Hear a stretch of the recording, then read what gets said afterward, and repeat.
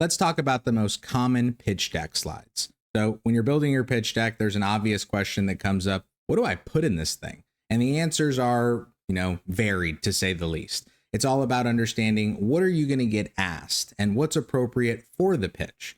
This pitch deck overview is designed to cover every major topic that I regularly get asked when I'm actually having investor conversations, doing pitch presentations in front of, let's say a pitch event, teaching other founders, working with our clients. No matter what it is, this is literally the framework that we start with and the one that we put out on a daily basis. So I want to run through it, give you some tips, give you some guidance, and make sure you can feel more prepared holistically when you're building your pitch deck. Now you'll notice, just a quick note, there's no cover and there's no ending slide on this, but of course those matter. And a quick pro tip, make sure your name, your email, and maybe even your phone number, also your company website, are listed on both. If someone likes your pitch, or of course they're sitting in the crowd waiting for you to actually begin your pitch, and they're looking at your cover slide, or they're looking at the end of the pitch at your closing slide, and there's no information, there's no contact us, how are they supposed to reach out to you? It's a small note, but it's really important, and a lot of founders overlook that one piece, and of course, who knows how many missed connections are caused because of that. Now let's talk about the content. So there's 13 areas that I tend to focus on when I'm building a pitch deck. I have the slides that we focus on, and we generally go one slide per topic, although sometimes there's a good reason to split things up. And then we have the focus on the right, really designed to kind of guide the mentality and go, how do we know if this slide is answering the right questions and giving the right info? This is designed to be a slide 1, check the box, slide 2, check the box, and away we go. So let's continue. First, the value proposition. This is all about summarizing your startup in one line. If someone can't understand who you are, what you do, what the action of your startup is, what's the actual action you take place? Oh, we facilitate transactions, or we're a SaaS platform, or a marketplace, whatever. And the impact, meaning we facilitate a marketplace that otherwise isn't being served, or we help do transactions that otherwise aren't being covered, or we serve a unique customer base, or blah, blah, blah. We're showing value. There's an action, there's an impact, there's a cohesiveness and a logic to your startup. You're not starting with some incredibly long narrative, which sounds pretty and nice and fun, but ultimately nobody knows what you do. And it's more important to be clear than it is to be exciting. I want you to be Elon Musk, but we start by being clear and concise today. We exit a few companies, we build and grow, and then we can get fancy with our storytelling. For now, we're focused. Next, team composition. Team comes up pretty often, especially the more complex your business is.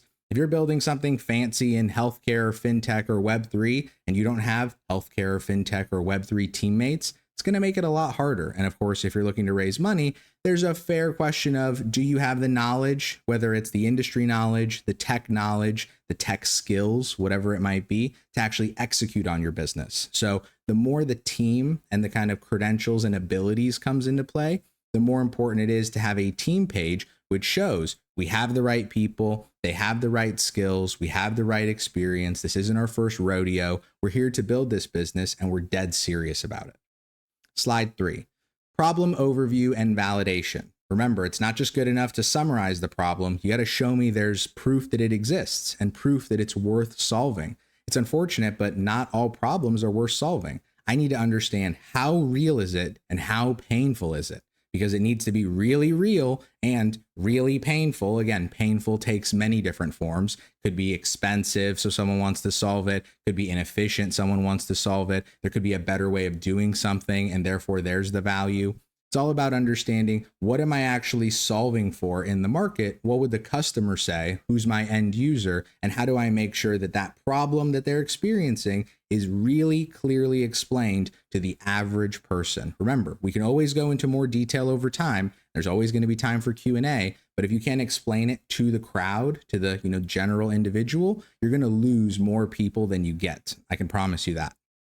Next, the solution. The solution has an action and an impact, meaning what you do and what the result is. You want to show there is a direct connection between the problem and the solution. How direct, you might ask? The problem is apple trees aren't yielding as many apples as we'd like them to. Solution: we've created fertilizer specific for apple trees that lets them produce 20% more apples.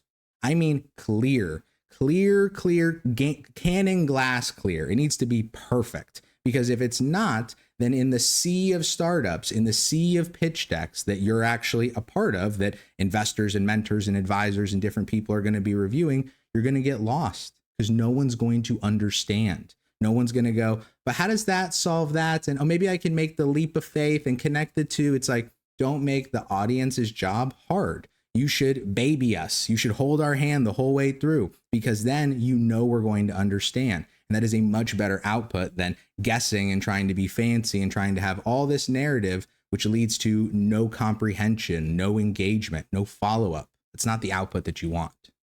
Next, why now? It's an important question, because guaranteed, more than likely, your business has been thought of before.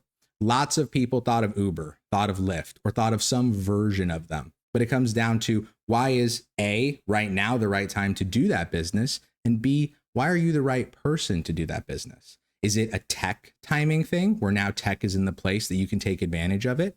Is it an individual thing where you're at the point in your career and this problem is becoming more and more relevant to the broader industry? It doesn't really matter the why, in terms of, as long as the why is good, as long as the why is logical, as long as you can, of course, defend the why, you're going to be in a great spot. And if you can't, you're going to run into some awkward conversations, because other people will have very strong, very compelling whys. And I want that for you too. Next, traction. We have a joke internally, and you'll hear me say it a bunch. First name, last name, traction. Because those are the three things that matter most. We could, argue the first and last name part, because traction matters more than anything. If you can show proof that there's demand, that people care, that you're meaningfully progressing your business, people are going to support you. We're assuming everything's legal, everything's compliant, you're doing all the things that needs to be done. But if you're growing and you're showing demand, the problem, the solution, the team, they're still in focus, but you get a lot more credit because you're showing there's a real business here. There's real demand from people that should want it and do want it. And that's very compelling. Next, sizing the market. This is a combination of A, showing that you have a market that's big enough to actually pursue and justify building a business for, but B, show that you actually have a focused market, that you know who you're targeting. It's not, there are 400 million people in the United States, we're targeting all of them. It's like, congratulations, you're probably going to get approximately none of them, because you've got no focus. You're just wildly firing your gun. You're never even considering looking at the site. And guess what? No surprise, you didn't hit the target, right? And you probably wasted a bunch of resources. The analogy held pretty well. Next, we have the business and revenue model. Business and revenue model is the value, right? It's actually, okay, we're going to build this great big ship. We're going to do all this amazing stuff and build your business. Where's the money come in, right? Where's the value come in? Are we collecting data? Are we making cash hand over fist? Are we a marketplace that's scaling globally? Are we a recurring business that's locking in customers for years and years and years because of how valuable our offering is? Whatever it is, we need to know. And of course, the more compelling and the more cash and the more value that's in there, the better off you're going to be. Next, competition and competitive advantages. You exist in the world, and there's two types of competitors: the actual ones, meaning direct and indirect, and status quo. Because guess what? It's hard to get people to do things. So that's even going from not having an app to using your app, even if there's no app you're competing against. So you have to understand, what am I actually competing with in the market? Is it individuals or individual businesses? Is it market forces and economic conditions and, cultural sentiment and taste and tone? It's all about what is relevant to you, what's relevant to your business, and how can you make sure that you can differentiate, you can stand apart. There's a reason someone would choose you when they could choose anything else. On the other side, the competitive advantage is, okay, why would someone pick you versus everybody else? Now it's how are you going to beat them? Is it that you're operating in a new space that's hard to get into? Is it that you've structured your business in a way that they can't structure their business because it would require a fundamental change to their underlying tech? These are good things, and there's many, many more competitive advantages that can be incredibly powerful for you to outline and showcase in your pitch deck. But it's about showing we have something here, and we have an advantage that's going to let us win. Your advantage doesn't need to be bulletproof, but the more bulletproof or bullet resistant, shall we say, that it is, the better off you're going to be. Next, go-to-market strategy. So we've got this amazing business, right? We've built the best mousetrap, but anyone that's heard the rest of that story knows just building the best mousetrap is not good enough. You need operations, you need sales, you need marketing, you need HR, you need supply chain. You need to actually get the thing out in the world. And of course, go-to-market is that activity. So showing we have free strategies. We're willing to put in that sweat equity. We'll put in that hard work ourselves as the early stage team. On the other side, we have the paid plans, meaning we're putting money to work, we're putting resources to work, we're running ads, we're trying things to make this business work, or we have a plan to try things as this business evolves over time. Lots of people go, we'll get customers. It's like, what's your plan for doing that? Because it's really hard to get customers. If it was easy, everybody would do it. And most people in most go-to-market, departments broadly would be out of work.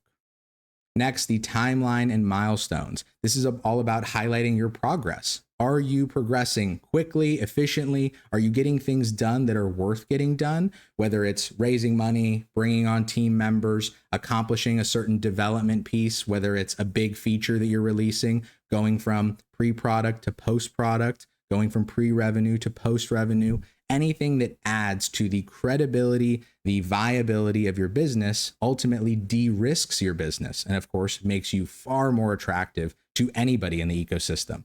Mentors, advisors, investors, co-founders, you name it, you're more attractive to them when you are, of course, getting things done, because who doesn't want to get on that train? It is far better to be a small train that is moving and getting little things done versus a massive train explaining this whole giant thing that you're going to do, but you haven't done anything. There's no progress. It's just a big idea in the sky and nothing happens from there. That's not exciting. That's not as easily supported. People want to say people want to see that you're moving too. Next, financial projections. Always comes down to the money, right? Because at the end of the day, if you're going to raise money or if you're going to go into business in the first place, you're probably going to want to make money. You're probably going to want to understand why and where is all this, money going? Why am I building this thing? How much money is actually on the table? And if I had to, of course, show this pitch deck to investors, is there enough growth? Is there enough revenue? Am I managing kind of my financial situation towards break even, where I have more revenues than expenses, in a way that's actually investable? Is there a business here that can get cash? Because some businesses, if you're never breaking even, maybe there's a few venture capital firms that can be excited about this much growth if you're showing growth. But nowadays, people want to see there's a path to a real business, because that's what you need to have in order to get this capital. The bar is higher. And then, of course, the more likely you are to have a better, profitable, break-even business, that's a lot easier for you to exit, because there's a better business to buy, which of course de-risks their investment. Notice it's all about de-risking, all about validating, all about explaining. These are all good things. Last but not least, capital and non-capital asks / use of funds. It's all about asking, of course, how much money are you raising, if you're going to raise any money? And in addition to how much money you're raising, what else do you need? If you're not a $100 million a year business, trust me, you need something more than just capital. You need introductions, you need knowledge, you need team members. There are things that you need that's more than money. Don't just put money on the page and have yourself feel and look a little silly, because I guarantee if you're a solopreneur at the idea stage and the only thing you think you need is $1 million, there's some other topics that we should discuss, and we will discuss. Last but not least, use of funds. This is all about saying, okay, I'm going to raise this money, but what for? Raising capital isn't just raising capital in the sense of, oh, we want to raise $1 million. We did it. We want to raise $1 million to do this. We want to raise $1 million in order to accomplish that. We have a goal. We have something to aim for. When the investor invests, they're buying a future state, or at least hopefully buying that future state, because of course things can change. But when they make the investment, when they get excited, it's all about progressing and seeing that you're moving that business in the right direction, which of course raises the water for everybody.